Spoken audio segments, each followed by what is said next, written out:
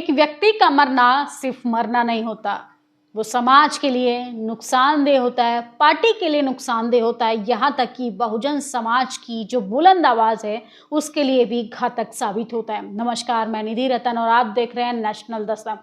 आज की इस वीडियो को बनाते हुए मैं काफ़ी भावुक भी हूँ, परेशान भी हूँ, हैरान भी हूँ। जिस तरीके से तमिलनाडु में बीएसपी के अध्यक्ष के आर्मस्ट्रांग की निर्मम हत्या की गई, बेहद ज़्यादा चिंता का विषय है।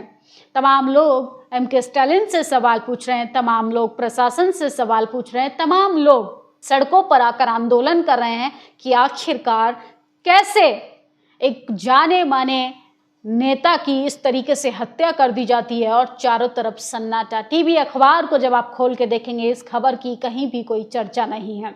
सोचिए किस तरीके से बहुजन समाज को, बहुजन समाज के नेताओं को, बहुजन समाज की खबरों को दरकिनार कर दिया जाता है। चाहे भले ही आपकी पार्टी का कोई लीडर, कोई कार्यकर्ता दिन दहाड़े किसी भी रूप में भले ही मर ही क्यों ना गया हो। इसलिए मान्यवर काशीराम चाहते थे कि अपनी आवाज़ को बुलंद करना। जिस तरीके से डॉक्टर अंबेडकर ने अपने पेपर, अपनी पत्रिकाएं, अपनी आवाज़ को बुलंद करने की कोशिश की, उसी तरीके से आज जब बहुजन समाज की दुख तकलीफ़ों में कोई टीवी अखबार, यहाँ तक कि कोई सवर्ण नेता आगे नहीं आ रहा, ऐसे में अपने चैनलों को मजबूत करने की ज़रूरत है। सोचिए तमाम लोग सोशल मीडिया पर काफ़ी ज़्यादा दुख व्यक्त कर रहे हैं, क्योंकि वो सिर्फ आर्मस्ट्रांग नहीं थे, बहुजन समाज की एक बुलंद आवाज़ थे।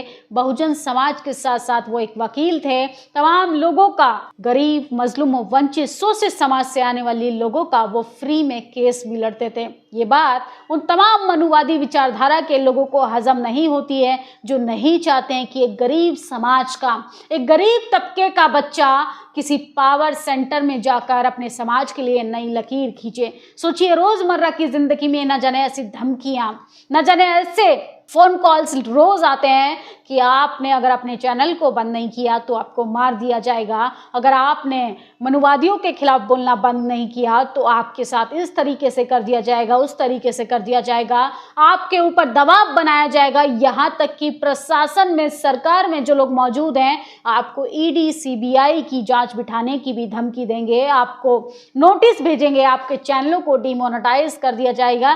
क्योंकि बहुजन समाज की आवाज़ जब जब मजबूत होती जाती है तब तब पार्टी को, जाति को, न जाने ऐसे कार्यकर्ताओं को खत्म करने की प्लानिंग को बढ़ावा दिया जाता है। लेकिन ऐसे में सवाल खड़ा होता है कि एमके स्टालिन एक तरफ संविधान को बचाने की बात करते हैं, सोशल जस्टिस की बात करते हैं, उन्हीं के राज्य में इस तरीके से घटना होती है तो एक सवाल तो उनकी भी सरकार से बनता है, एक सवाल तो एमके स्टालिन से भी बनता है। लेकिन सबसे पहले मैं आपको बता दूं कि आर्मस्ट्रांग की इस हत्या पर तमाम लोग जो हैं वो काफ़ी ज़्यादा दुखी हैं। बीएसपी सुप्रीमो मायावती कल उनके घर जाएंगी और सोचिए तमाम लोग जो हैं वो किस तरीके से सड़कों पर आकर आंदोलन कर रहे हैं।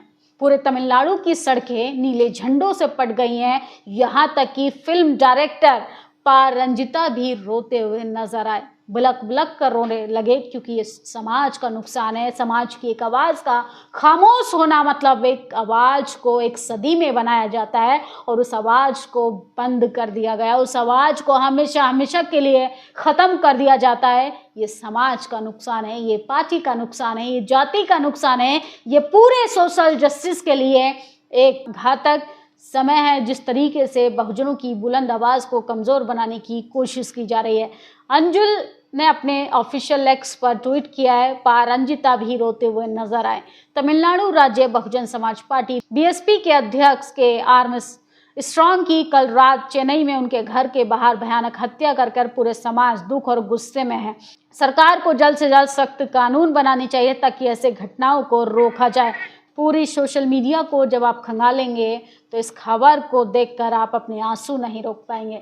लेकिन टीवी अखबार में कहीं कोई ऐसी चर्चा नहीं, कहीं इस मुद्दे पर बात नहीं हो रही है। सोचिए बीएसपी सुप्रीमो मायावती ने ट्वीट कर दुख प्रकट किया है। यानी कल रविवार के दिन वो तमिलनाडु जाएंगी आर्मस्ट्रांग के घर पर जाकर उनको, उनके परिवार को हिम्मत देने का काम करेंगी। तमिलनाडु में बीएसपी के कर्मठ एवं समर्पित नेता, स्टेट पार्टी यूनिट के अध्यक्ष आर्मस्ट्रांग की कल शाम को चेन्नई आवास पर उनकी जघन्य हत्या की गई। समाज के दुख और आक्रोश की लहर समाज को किस तरीके से दूसरी ओर लेके जा रही है और कानूनी कार्रवाई की उन्होंने मांग की है। राहुल गांधी ने भी दुख व्यक्त किया है। इसके साथ साथ आकाश आनंद ने भी सवाल खड़ा किया है कि तमिलनाडु बीएसपी के प्रदेश अध्यक्ष को करीब मित्र के आर्मस्ट्रांग जी जिस तरीके से हत्या हुई चौंकाने वाली है। तमिलनाडु में दलित समाज की बुलंद और मजबूत आवाज थे, मेरे लिए बड़े भाई जैसे थे। मैं इसका ऐराना कायरतापूर्ण कृतज्ञ की कड़ी निंदा करता हूँ। दुख की इस घड़ी में हमारी संवेदनाएं और प्रार्थनाएं उनके परिवार के साथ हैं। सोचिए तो आज तमाम लोग जो हैं वो आर्मस्ट्रांग को श्रद्धांजलि दे रहे हैं, उनको याद कर रहे हैं। चंद्रशेखर आजाद ने भी ट्वीट किया है, तमिलनाडु के बीएसपी प्रदेश अध्यक्ष के आर्मस्ट्रांग की कल रात चेन्नई में हत्या की गई। मैं इस हिंसक के खिलाफ हूं।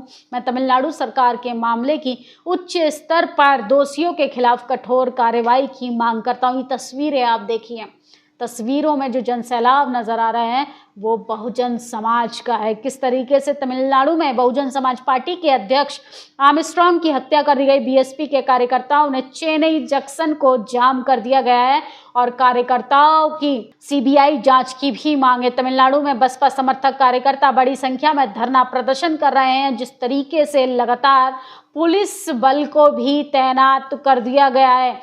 दलितों के वोट से अपना वजूद बचाने वाले दल आजकल नए जननायक कहलाने वाले नेता तमिलनाडु में बसपा प्रदेश अध्यक्ष आर्मस्ट्रांग की हत्या पर चुप क्यों है। बीते दिनों तमिलनाडु में नकली शराब से 50 दलितों की मौत हो गई। वे नेता लोग चुप थे। सोशल मीडिया पर संविधान और दलितों का ज्ञान देने वाले भी लोग चुप है। तो तमाम लोग सोशल मीडिया पर तमाम संवैधानिक मूल्यों की बात करने वाले, दिन रात एसटी एससी ओबीसी की बात करने वाले, आज तमाम सवर्ण नेता खामोश हैं, क्योंकि मरने वाला बीएसपी का नेता, मरने वाला सोशल जस्टिस की बात करने वाला नेता, मरने वाला बहुजन समाज से आने वाला नेता। और सोचिए कैसे पार्टी के आधार पे, जाति के आधार पे, टीवी अखबार में बैठे जातिवादी मनुवादी लोगों ने तमाम बहुजन समाज की मजबूत आवाज़ों को कमज़ोर बनाने का काम किया है। अपने दोस्त बीएसपी तमिलनाडु प्रदेश अध्यक्ष आर्मस्ट्रांग की हत्या की खबर सुनकर रो पड़े मशहूर फिल्म डायरेक्टर पारंजिता। तो सबसे ज़्यादा सवाल तो एमके स्टालिन से पूछा जाना चाहिए कि किस तरीके से आपके ही राज्य में लॉ एंड ऑर्डर की धज्जियां उड़ाई जा रही हैं। ये मौत पहाड़ से भारी है। एक व्यक्ति सतत से उठकर आता है और समाज के लिए सबसे वंचित लोगों की आवाज़ बनकर, ऐसी जिंदगी बहुत कीमती है। सरकारों को पता होना चाहिए कि समाज इस मामले में बहुत सीरियस है, सज़ा देनी चाहिए। दिलीप मंडल ने आरोपियों को फांसी की सज़ा देने